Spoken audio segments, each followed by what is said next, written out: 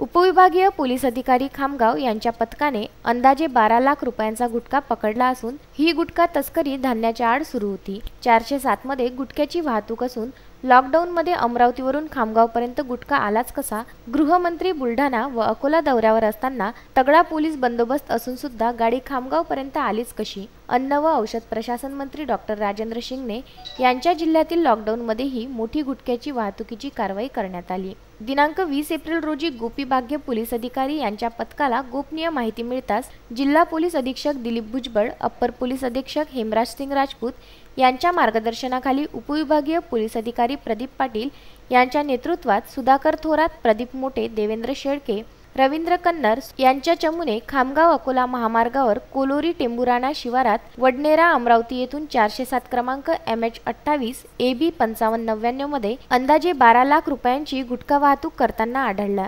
उपविभागीय पोलीस अधिकारी यांच्या पथकाने थांबून तपास केली असता गुटखा जप्त करण्यात आला। वाहनाला ताब्यात घेऊन खामगाव ग्रामीण पोलीस ठाण्याच्या आवारात वाहन उभी करून वाहनाला ताब्यात घेऊन चालकाला पोलिसांनी अटक केली आहे। लॉकडाऊनच्या काळात कडक पोलीस बंदोबस्तात अन्न व औषध प्रशासन मंत्री डॉक्टर राजेंद्र शिंगणे यांच्या जिल्ह्यात गुटखा वाहतूक होत असल्यावर अनेक प्रश्न उद्भवत आहे।